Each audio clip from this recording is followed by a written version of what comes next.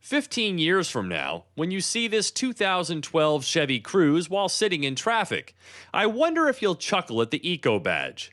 Kind of like you do now when you see a GM car from the 90s with ABS or fuel injected written on the side. The Eco name is a reminder that the auto industry is still in a state of transition from gas guzzler to green. And while a regular Cruze will get you as much as 26 city, 38 highway, this Eco model can take you up to 28 city, 42 highway. So the obvious question is, what is the opportunity cost? In other words, if this is the best solution, why not make all Cruze models as efficient as the Eco?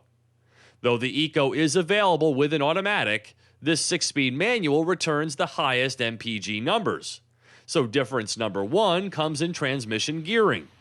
Combined with the turbo that makes the same 138 horsepower as the base 1.8-liter engine, but with greater torque, first gear winds up so fast that if you blink, you might miss it. This is not the model with which to teach someone how to drive stick. You've really got to have a soft touch on the gas pedal in first. Gears 2 through 6 then become taller than the non-Eco Cruze, with 4th becoming an overdrive gear, and 6th gear possessing the Eco's biggest mojo, a 0.61-to-1 ratio that creates that 42 mpg headline. You're reminded of this gear's frugal power by the green circle around the 6. This is also the reason why there is such a big spread between the city and highway number. So the goal here is to get to 6th as quickly as possible. An arrow in the gauge cluster will show you when to upshift for the best efficiency. Beyond the tricky first gear, the Cruze Eco shifts smoothly and uses its 148 pound-feet of torque effectively to give the car a pleasing, easygoing driving demeanor. Even though the turbo is there to provide better MPG and not so much performance, this car can get along happily enough with well-synchronized downshifts to find usable power, and it can climb hills without too much lag.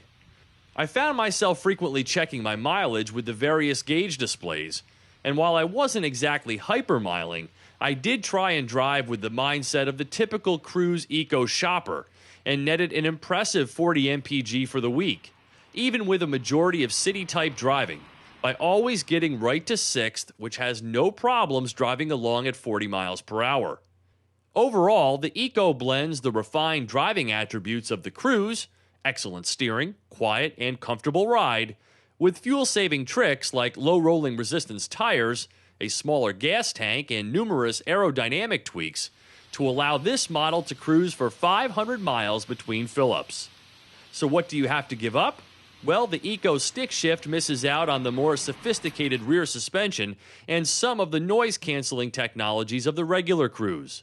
It stickers for $19,175. As tested, with a power driver's seat, rear park assist, cruise control, and Bluetooth, $21,310. The same price as a Cruze 1LT with automatic. Just like ABS, someday soon they won't have to write Eco on the deck lid, it'll just be in there. For Drive Time on Yahoo Autos, I'm Steve Hammis.